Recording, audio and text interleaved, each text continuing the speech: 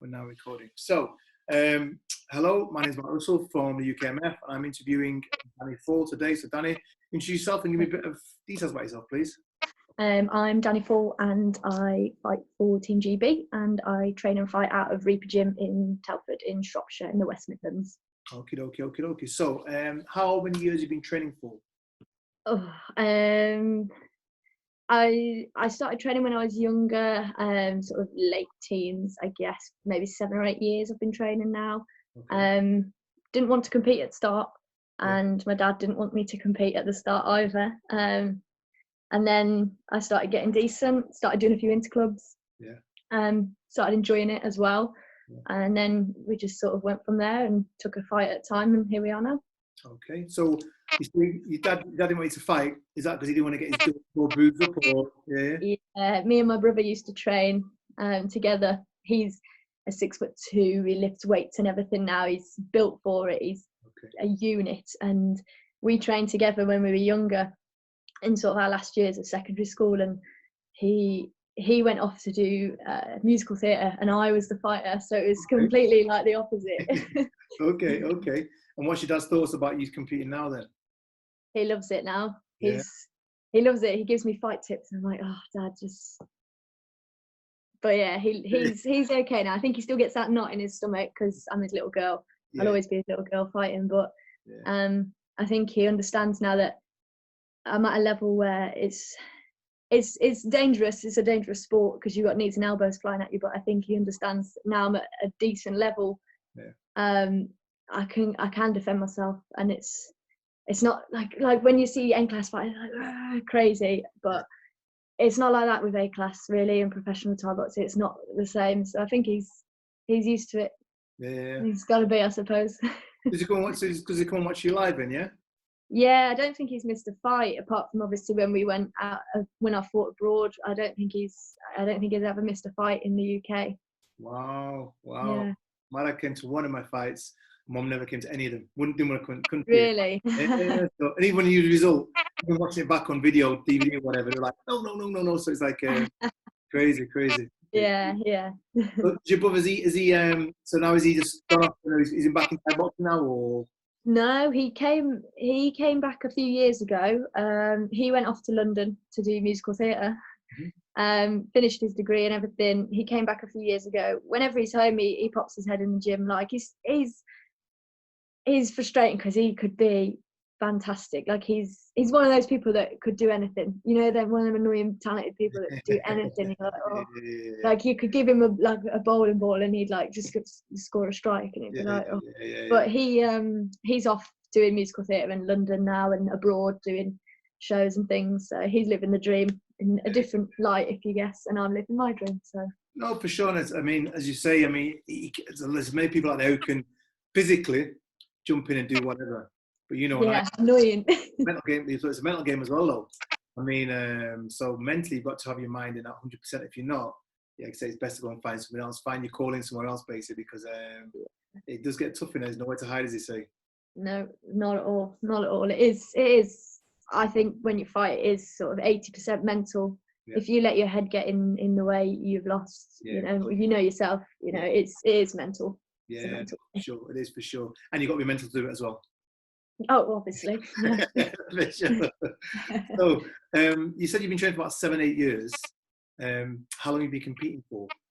I think I had my first fight when I was 17.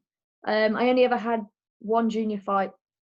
And that was on our home show, and I won by 4th round stoppage. It was phenomenal because it was in front of like 60 or 70 of my friends and family that I was sort of. Back then I was like, oh yeah, I'm doing Thai boxing, and then all my friends wanted to come see that. I was at college and I had a fight. It was junior fight. It was a weird one. It was a junior fight, but I was 16, I think, or 17, 16, and we wanted to fight head contact, but on the day she was like, no, because I'm quite big for my weight, and I think that sort of carried me along the years as well. So sort of at that age I was fighting at 48 kilo. Now I'm obviously fighting at 52, 54, and I've obviously grown up and grown in height and strength and stuff, so that sort of followed me through. So I've always had that advantage, and So I think that was my first fight, and then won by stoppage. And then I think I had one N class fight after that, which was full head contact, won by stoppage. And then that was it. Steve was like, right, C class now, you can get rid of the pads. I think I had 2 C class fights, and then we went straight into Pro-Am and then A class. Yeah, wow. So not much experience on the junior front and the like the N class front, if you like. Like nowadays, I think it's phenomenal the access the juniors have to fights and things. You know, like our team, they fight all over the world and they get all of this experience and they fight with head contact, and it's fantastic. Like when I was that age, I didn't have any of that. So it is good. Yeah, no, it makes a big difference to, like I say, the experience, because, when I went to Lithuania with you guys, I was amazed. I was amazed by all the way you were treated, the organisation, the level of competition. And as you say, it puts them into good stead going forward, because you say, I was the same. I mean, literally, we fought a few fights in England and they said, right, okay, go and fight abroad. When you fight abroad, you went to fight in like N class, C class, you fight, okay, go and fight Rob Carmen, go and fight SU. It's like, really? It's like, so it's crazy. But, and that was my sort of on-the-job training, so to speak. So, and I say, as it's getting developed now, though, it's a different level now. Hopefully, I mean, obviously, from the results that were achieved abroad from the Worlds and these international competitions, it shows that Great Britain now has a brilliant team, a very strong team through all bases. So it's impressive to see, for sure. Yeah, it definitely is. Especially our junior team. They're just, a lot of them just clear the floor. Like when we went to Lithuania in I think it was February, wasn't it, this year? Yeah. It seems so long ago now with everything that's going on. Yeah. But our junior team, that was the first time I've seen and been part of the full Team GB. Last year, obviously, I was just on the senior squad in the Worlds, and the junior team were in Turkey separately. But yeah, it was nice to be all together and see the talent that we've got in the juniors in the UK. Like it's brilliant, and they're all fighting. They're absolute animals. They're all fighting elbows and knees to the head at like 14 years old. Jeez. No fear, man. No fear. No fear. Yeah, no, for sure. So how long have you been in the GB squad for? I made the team last February, the trials in 2019, so just over a year now. Managed to get to the Worlds last year. Unfortunately, the Europeans got moved and rescheduled, and then luckily made it to Lithuania. So I had 2 experiences with Team GB. Hopefully a lot more to come from now. Yeah, for sure. And how have you found the organisation and the competitions? How have you found them that you came up shows? The Worlds, when we went to the Worlds last year, was unbelievable. Like I fought abroad before, under professional Thai boxing rules. Canada, America, and Thailand as well. And especially Thailand, like when I fought professional, I got sent to the stadium on the back of a pickup truck, and they did my hands in the back of the pickup truck. Got there and they were like, "Okay, you fight her," and I'm like, "Okay." This massive Thai girl that's like 54 kilo, and little old me like 51 kilos, sweating with these hand wraps on, and it was just so crazy. And then to go from that to the IFMAs in Bangkok last year, the organisation, from meeting at the hotel, we had like team meetings all the time with Tommy, who was absolutely phenomenal out there. Like his experience in IFMA, it was just fantastic to have on board last year when we went, because obviously it was my first tournament. And the quarterfinals was only my second ever amateur fight. So to have him with us and to organise it and meetings and then the whole event as well, with the ceremony, with the weigh-ins, everything was just phenomenal. Apart from we were fighting, we got to the semi-finals and they were like, okay, you're fighting in 2 days. Okay, cool. So we went to Khao San, rode for like a bit of food, and then we came home. Obviously, I think we were the only ones left in the tournament. Me and Steve were. So we came home, and I think we got home at like 8:30 in the evening to get an early night, like for tomorrow, sort of training, tick over, and then the next day fight. We got a knock on the door at 6 a.m. the next morning. Oh, your fight's been moved 24 hours sooner. You're fighting in your semi-final today. You've got to go weigh in. You've got 10 minutes to weigh in. So I'm there like, put a sweatsuit on, because I was like, I don't know if I'm overweight or what. Like I was sitting at 54, 53.5 the whole time, but look at it, I was like 54.2. So it's like sweatsuit on, ran down to the weigh-in, stripped off, weighed in like 53.2 kilo. I'd lost a kilo just from the run across everything out. But Yeah. apart from that, I think that was just a glitch. Yeah. We handled it well anyway. Like, we got the win. So, you know, I can't complain. But I think that was the only glitch. And apart from that, the organisation was just phenomenal. Yeah. And again, with the Baltics, yeah, just superb. Just all of it superb. Yeah, I know. I mean, sometimes these things are sent to try you, and yes, no matter where you are, there's always some sort of glitch. Ultimately, having these sort of testers now is always good, because as you get to compete, you kind of think, been through this, been through that, been through this. I know how to do it now. Easy. Yeah, I think it. I think after that experience, with what happened with the semi-final day, I just didn't have time to like mentally prepare. So you've just got to force it. You've got to force yourself to get ready. Whereas sometimes, if you know you've got a fight, you can sort of mentally sort of go through the motions, and you get to the venue and you suss it out, and you see the ring and you see your opponent, and you know, like I said, it is all mental, isn't it? So we didn't have that time to think. Yeah. We just had to do. And in that, you know, in my case, luckily it worked, and I think that experience will help me throughout the rest of my career now. Any problems we have at weigh-ins, because it will happen, you know, it's going to happen. It's not just you, it's coaches, it's opponents, it's people around you, it's promoters. Yeah. I think that experience will benefit me going forward. Without a shadow of doubt. And the thing is, it's better to adapt to different things. And the thing is that having experience will help you to adapt in anything. And for sure, it will die. There's no doubt in my mind, going forward in your career, you'll have more glitches, that's for sure. And definitely. You can now adapt and realise. So it's good. No, it's good for sure. Yeah. You say, you obviously told me the background about being in the squad, and what's the sort of thing you enjoy the most? I think opportunity. With Team GB, you get opportunity, don't you? I think the whole team vibe as well.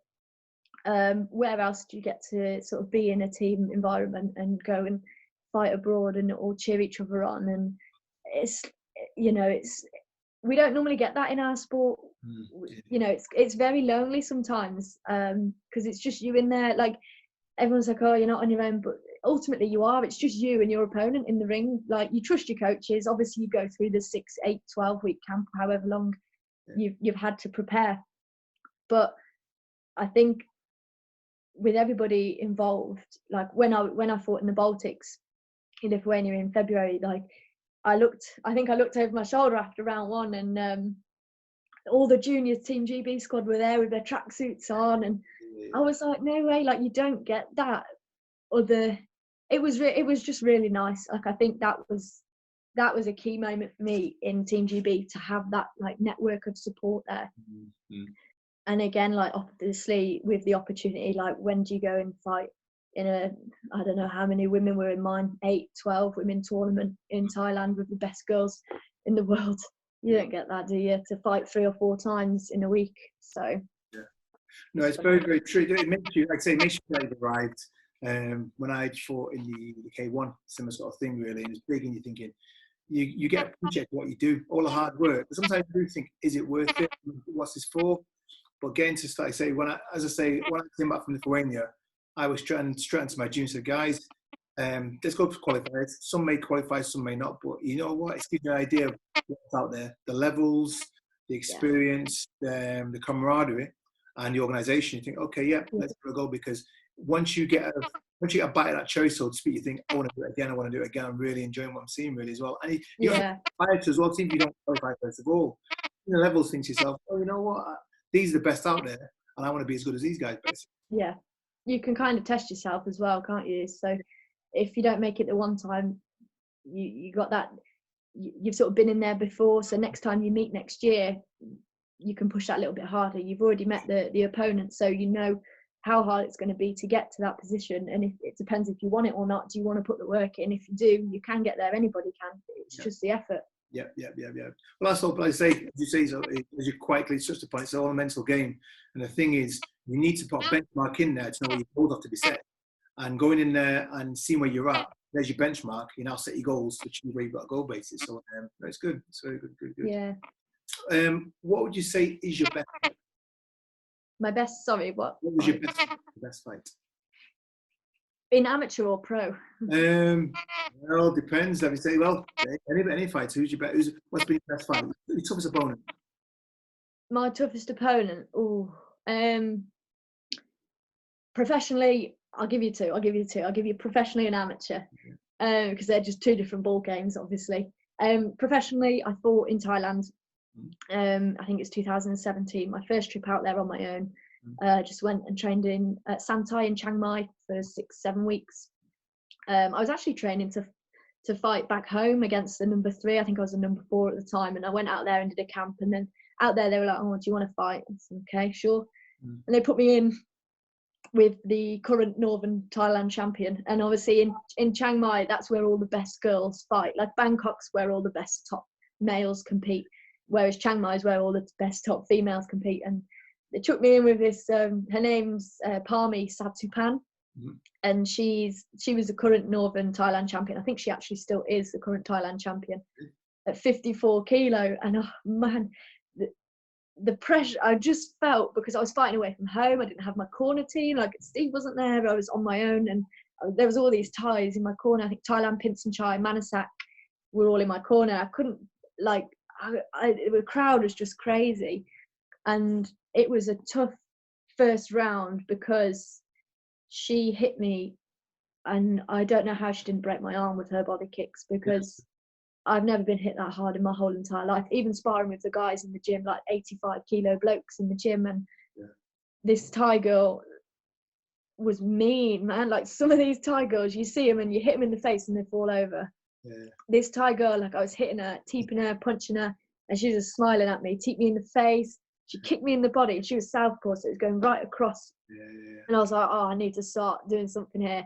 And in round 2, I caught her kick, and I just passed it to one side. I just stepped in with my right hand and knocked her out.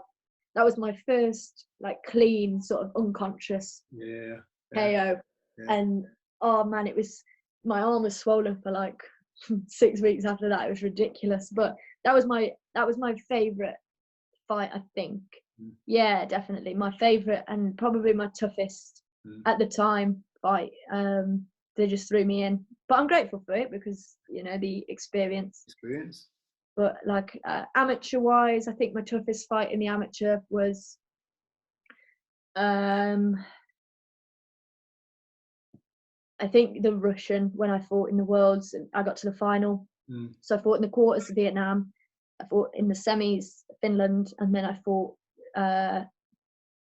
the Russian in the final. I thought the Finnish girl would be the hardest one, because she fought the Thai in the quarters and beat the Thai. So I was like, oh geez, so I'm fighting this girl who's just beat this Thai girl up. But I met this Russian, and this Russian was coming off a win, a first round stoppage. But she that was her first fight in the tournament, the way the draw went and everything. So she was pretty fresh. Like I'd gone 6 hard rounds before that, and then she'd had 1. So we met in the final. Like she'd had no damage. Maybe it's luck of the draw, isn't it, these tournaments? And I messed it up. I was rushing, and she kept teeping, and obviously in amateur, like if you can't you need to get hit and not get hit back, don't you? So I'm trying to hit this girl, and she's making me look stupid because it's just my own mistake. And in the last round, I had to chase the fight because I was 2 rounds down, I think. And I had to chase the fight in the last round, and I won the last round. And it was frustrating because I nearly stopped her, and I made her nose bloody. And obviously in amateur, that's a stoppage, and it was 2 seconds before the bell, and the referee stopped the fight to check her nose, wipe it, carried on boxing just to see if she'd carry on, and the bell went. I was like, oh, if it would have been 30 seconds longer, that nose would have gone, and I'd have had gold. But I think that was my favorite. It was my favorite experience, but I learned a lot from that. I learned more from that fight than I did the other 2, because it was my own mistakes. Like she did beat me, fair enough, but I feel like I lost that fight myself with mistakes that I made, rather than her being better than me. And if we rematched, and hopefully we will one day in the future, we'll meet again, and I will get sweet revenge. For sure. No, for sure. What would you say is your best technique then? Best technique? Ooh. Don't give any secrets. Make sure keep those secrets there. Don't give too many secrets away. All right, my best technique. My favourite technique is teep. I love it. I love. It's just it just hurts, doesn't it? It's just horrible. It's one of those weapons that you can't beat. If you kick them, you can't beat it. You know, you get off balance. You can't punch a teeper because you get off balance. You can't elbow someone because you get off balance, and it just makes people look stupid. I do like teep. I think that's my favourite attack. And then that duck back is my favourite defence because you don't get hit at all then, and you make them look stupid. So, so would you say more of a kicker or a puncher? Definitely more of a kicker. My legs are too long to not kick. I get shouted at if I kick. Yeah, for sure. Be crazy not to. No, sure. So, I mean, obviously, it's what's the word? It's been used, overused, in unprecedented times. So, how have you found the lockdown? Bittersweet. I've got rid of any niggles that I've been having. Joints as I get older. People told me as I get older it's going to start hurting more. I didn't believe me at 18. Now 23 years old, I'm like, yeah, you're right. So now I'm like, 10 years later, I'm going to be like, I've got rid of any niggles. I have problems. I broke both my feet. I break both my feet in fights. Okay. So they've rested and healed up quite well from sparring and knocking and sort of kicking elbows and things. So that's been quite nice on that front to sort of have a full body sort of MOT, if you like, and reservice. Yeah. Obviously negatives, I haven't been able to be punched in the face, which is... Well, it floats your boat. I know, yeah, it's a madness, you know. Only a few of us understand that though, don't we? Yeah. But I've managed to, in the last 4 months, rather than just sitting slobbing around, I've been running often. I've been using this time to sort of develop my weaknesses. So develop my boxing in my own time, you know, develop my power and strength work as well. I've been doing a lot of strength work rather than just hitting the bag, because it's boring, isn't it? It's just boring hitting 12 rounds bag every day. You know, if you're used to sparring pads, clinch every session, and you're now in the gym on your own hitting the bag, and it's like, so I'm lucky I've got access to the gym. Like, I've got a key to our gym, so I've managed to have all the facilities, just not the people. So I have used my time wisely, and I think when we come back to competing, that will show. You know, I will be a bigger, stronger version of myself, as cliche as that is. I think that it will pay off. Well, that's the key though, isn't it? I mean, ultimately, you get to a certain level and you should be improving every time anyway. And like I say, you should be doing a lot of self-reflection all the time. Self-reflection, thinking, okay, where's my weaknesses? How can I improve on them for sure? Because if you stay stagnant, you'll get found out. It's easy to read. People think, I know what's coming now. Dani's going to do this, this, and this. Yeah.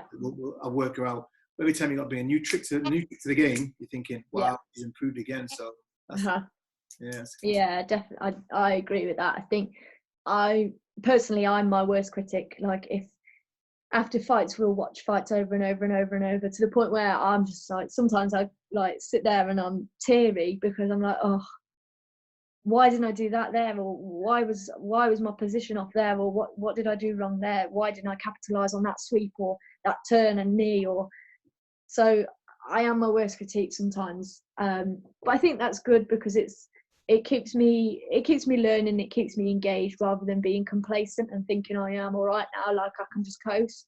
I always want to be better than yesterday. Always. That's the key though. I mean, the day you think you're perfect, it's time to stop, because you've got nothing else to learn, and that's the joke. And I always tell people, if you go to a gym where you've got a who say knows it all, leave the gym because nobody knows it all. And if you see a fighter say knows it all, he's going to get beat at some point because he's an idiot. So, everyone loses. Exactly. Everyone loses. Everyone's got to learn from it. That's for sure. For sure. It's the key. What have you missed the most about this lockdown period? What have I missed the most? Fights. Yeah. I've missed competing. I've missed the buzz. I've missed the training, the camps, the blood, sweat, and tears. Yeah. People in the gym, like, just pushing you through camps and running in the mornings, and like, yes, I've been able to do that on my own, but I've missed the gym atmosphere. Like, we've got the gym back open now, and like all the guys are back in, and the banter's flowing, and you've got all the boys round, and I've missed that the most. Okay. Yeah, definitely. What have you done then to keep? I mean, obviously you said you've trained and you've obviously worked on things, your weaknesses, which obviously the goal setting, which goal setting obviously is a key to keep you motivated. What else have you done besides that to keep motivated for this whole period of time? I got a new sponsor that's helped me keep on track with my meals and my food. So I feel like every fighter's done it, when they're not fighting and competing, back downhill. I never did that, ever, never. A pizza, and then it's another pizza, and then it's another one, and then 3 weeks later you're like 14 pizzas down. So I think that's helped me. A food prep sponsor called Little Bites, and they deliver to me, and they're just phenomenal. It's just, it's just fuel. It's fuel for me, and it keeps me, when I'm eating clean, I feel like I'm healthy inside. Like, I feel like you are what you eat, really. As stupid as that is, it is true. Like, if I shove pizza and chocolate and crisps in my face, I feel crap, like, and it is crap. Whereas chicken, rice, broccoli, vegetables, I just feel like when I wake up in the morning, I'm ready to go for a run, and I'm ready to sort of start the day and go to work and go to the gym. And I think that's helped massively, like eating properly or healthily and sensibly, rather than just becoming a slob and embracing 4 months of no fight shows. Because imagine getting up to that weight and then trying to drop to 52 kilo. That's not going to be nice, is it? A lot of pain, that's for sure. That's for sure. Yeah. So what are your plans tonight? Say again, sorry. What are your plans for the future? Plans for the future, just keep plugging away, keep training, learning every day. And, we've got some fights lined up that we want, domestically, there's only, I think I'm number 2 in the UK at the moment. So domestically, there's only really Rona Walker, who I already fought in the amateurs last year, and beat quite comfortably in the amateur fights in the trials. So domestically, we'll try get that one on. It was scheduled for October last year, but I was severely ill and hospitalised with a viral infection. So unfortunately I had to pull out. She was lovely, it's crap. It's the first time I've ever pulled out, and I was in the hospital on a drip, and I was saying to Steve, come on, I can still fight, come on. And he was like, you've just been hospitalised, like, you can't compete. So, Rona it's the sport, isn't it? Ultimately things happen, and she was lovely. So hopefully we will get that fight on in the future. To really cement that number 1, number 2, who, because obviously I've got to win over her amateur, but that doesn't affect the pro rankings, so we'd do it again. And then outside of the UK, there's a few girls, that we've got our eyes on, like sort of internationally. There's a Norwegian girl, Anna Lynn, Janet Todd, Alma Junico, the Australian. So Brooke Farrell, all of these girls that are like globally known. I think, I think, if I knuckle down, start training, and get going again, we've got a good chance of beating these girls. And I think now's the time to sort of get in there, mix it with the best girls, and just roll the dice and see where we end up. Because I do believe that we'll put up a good show anyway. A girl from Shropshire, we'll do well. No, that's good. That's good. Ambitions are key. I mean, the thing is, you see many people come around and say, what's your goals, and you're thinking, how do you live your life like that? But ultimately, everyone's different. So therefore, if everyone's the same, to be different out there. So everyone's different. But ambitions and thinking, well, I want to go in there and, like I say, roll the dice and fight the best, because ultimately, win, lose or draw, you learn. You learn all the way through. And the defeat's what makes you stronger anyway. So it's good. It's a good attitude to have. I believe that. Yeah. I think if you've got no losses on your record, especially in Thai, you've been protected, haven't you? Really, sure. Unless you're somewhere else, like, you've been protected if you haven't got losses. So if we lose to these girls, we might win one and lose the next one, win one, lose the next one. At least I've been in there with the best and can say that I've given it my all, and hopefully it does come our way and we get lots of opportunities from it. But if you don't try, you'll never know, will you? Exactly. that whole line, I could have been a contender. You're only a contender if you do it. If you just talk about it, you're never really a contender. That's for sure. So true, so true. Do you have any sporting heroes at all? Any Thai boxer, any sports at all? Do you have any sporting heroes? Sporting heroes. Oh, good question. About time. I've asked you loads of them. That's the first time you said that. I do have an idol. Okay. She's a very good friend now. Okay. Christy Brereton. Okay. She's Chaos Gym in Devon. She fights on Glory.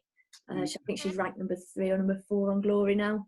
I go training down here. Like, we're good friends now. Steve took me down 4 or 5 years ago, just as I was sort of starting to come into pro Thai boxing with elbows, because she's just lethal with her elbows. So we went down there. Steve manages her as well. So he gets her fights and got a good relationship with her in the gym and that. So it's a bit of a trek for me. It's about 3.5 hours, probably 5 in the way I drive. Yeah. But she is still my idol, but she's also a very good friend of mine now as well, and she has helped me a lot in the last couple of years, especially with the amateur. She's a silver medalist from Malaysia a few years back. So I've been going down, getting training with her, and it's just like, when I first went down, I was kind of starstruck. But she's the most humble person in the world, and she's so kind. But she gets in there and she's just, honestly, like, and she's training as well. She's just, no, don't talk, let's train. So it's a good mentality to have, because I come back up to our gym and train after a weekend down there, and I've got that mentality like instilled into me. And so I'm like on it then, and I feel a bit of a bully sometimes. I'm sparring and then I'm not talking to anyone, and at the end I'm like, oh yeah, that was great. But it's the same, you've got to switch on, haven't you? But exactly.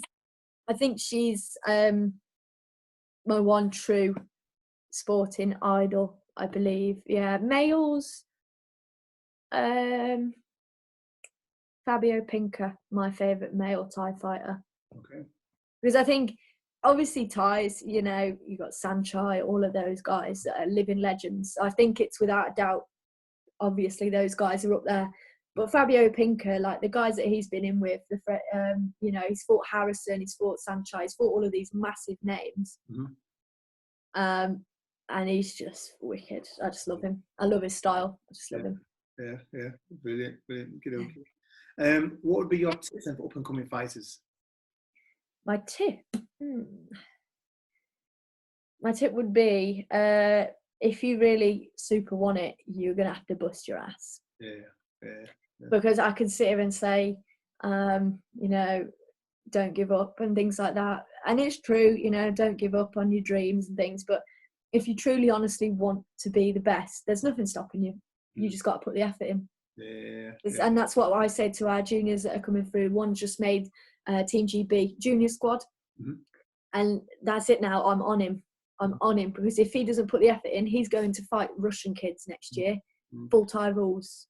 And it's not a joke anymore. It's, it's not a game. And if you want to compete at the high level in this sport, it's serious. It is dangerous. Like, it is dangerous sport. So you need to just put the effort in, and you'll get the rewards. Yeah, no, for sure.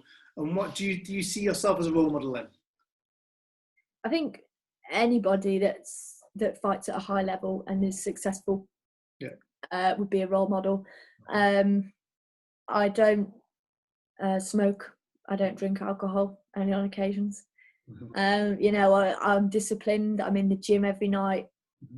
So I like to think that, the kids look up to me, and even some adults, that want to pursue their fight careers and start off. We do have guys in the gym that I like to think that those guys that are sort of starting off C class, B class, that they do look at my work ethic and think, if that's where I want to be, that's how I've got to train. I'm usually always the first one in the gym, usually the last one to leave, normally getting kicked out of the gym at the end. So I think anybody that's successful would consider himself as a role model. Whether people take on board my work ethic and everything else that comes with it, I'd like to think so, because it's the straight and narrow really with me. No, it's true. No black or white. No grey area. It's black or white, man. And that's what it's about. And the thing is, people take for what you are, But as you say, your mentality, you've got the right mental attitude, and I say you're making the right sacrifices as well. So Yeah. yeah, for people watching you, they can see what's required to get to level base, and that's the key because. Yeah. Yeah, there's many sporting people I watch and you think, well, really, do you deserve to be the best? I don't know, because you're not really making relevant sacrifices. Yeah. You've got to sacrifice. To be honest, plus, when a fight gets hard, if you've sacrificed, you'll dig in. Yeah. You haven't sacrificed, you missed a few runs, or you've had 2 extra pizzas. You think, well, the fight's hard, and I don't really deserve to win anyway because I had an extra pizza, I didn't do a run. So you can give up. So ultimately, doing a sacrifice is going to make you dig in and bite down that gum shield, so to speak. Yeah, definitely. That's good. Well, it's brilliant talking to you, but I always say to guys, the leaving note is you're in a GB squad. And there's girls there now watching you, as you say, watching you as a role model, but all watching you thinking, we want your place. What are you going to tell them? They're coming for your place. They're knocking your door saying, Dani, I want your place. What are you going to tell them? Come and take it from me then. Work hard, because I work hard. So work hard. Yeah. And if you deserve it, you will get it. Yeah. Honestly. Will you get it easily? No. You've got to work damn hard. Because I take every fight seriously. Mm-hmm. I don't cut any corners for any fights. Yeah. I did when I had, I think, my 4th or my 5th fight. Yeah. And I didn't run as much as I should have, and like I gave her like 3 counts with elbows, and then I gassed out in like round 4, I think, and I just cruised round 5 because I was so knackered. But that could have been another stoppage on my record. Yeah. So it could have made it sort of a 50% KO ratio for me instead of however many, 40, 45, whatever it is. So I think I don't cut corners, and I think that if you want to be the best, it's Team GB, isn't it? Yeah. You know, you're representing the whole country and the whole of the UK Thai boxing community. You've got to work hard. You've got to earn your place. Yeah. And if you earn your place, you deserve to be there. Yeah. That's the way I look at it. And you know, these up and comers, there's always someone better than you, always. Mm-hmm. But that's why I have to work harder, because and that's the key. No, always train like a contender, and that's the key. That's the way forward for sure. Yeah, definitely. No, that's great. Well, Dani, I really appreciate your time. Is there anything else you want to say before we go at all? Just thank you for the opportunity. It's like, you know, we've managed to go twice abroad in the last sort of 12 months. Yeah. Obviously, if COVID had naffed off sooner, we'd have been away again, I imagine, with the team fighting in the Worlds and things, which has been pushed back now. But I just think if you've got the opportunity to fight for your spot on the Team GB and get yourself to the national trials, just do it. Just go for it. It's just experience. It's full Thai rules, you know. It's more Thai rules than C class, because you're fighting with knees and elbows to the head. You know, C class you don't fight with knees and elbows, so it's kind of kickboxing. You know, it is Thai, but it's kickboxing because it's not knees and elbows to the head. So it's the most pure Thai boxing, I in my opinion, than C class or B class. So just get involved. Like, you know, you're padded up. It does hurt, yeah, but you can still go to work the next day. So that's what I would say. Just get involved. Yeah. No, that's great message. Like I say, it's been great talking to Dani. I mean, it's good getting a bit of an insight into you. Because obviously last time I saw you in the Fiona, so you talked to you briefly, and you're in that fight mode. So very serious. Good. I was dying, wasn't I? I'd have to cut like 3 kilo from the plane and everything. For sure. But it's good. It's, like I say, it's great for the upcoming fighters to look and see what's required and dedication. Because I think these days a lot of people believe. I think the internet's a great source of information. But it's also a bane as well. So a lot of people think, oh, what they see on the internet, they've got it overnight. They don't realise what's required to get to where they are. Really. So yeah. I agree. You see videos and things online all the time now. That's the platform, isn't it, really?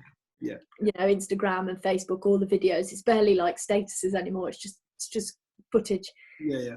And I think that it's great, people getting their name out there, but it's tiny glimmer. And the fight as well itself is a tiny glimmer of you know, all the years and hard work and behind the doors. And even in the gym, you know, when you leave the gym, you've done your training session, you've hit pads, you've clinched, you've sparred, you leave the gym, you're still training for that fight when you leave the gym and go home. You still got to eat, you still got to run, you still got to have a hot bath, you still got to sleep well. So it's not over, is it? It's just 6 weeks, 8 weeks ongoing. 24/7, that's for sure. It really is. Yeah, the mental side of things, you're constantly visualizing how the fight could go, how it can play out, and what you're going to do, etc., etc. Yeah. So it's 24/7 thing for sure. Yeah. God, yeah. Hey, no, Missed it. on that happy note. It's great talking to you, Dani, and I'll see you again soon. Look after yourself. Fabulous. See you Nice later. See you later. See you later. Bye-bye. Bye.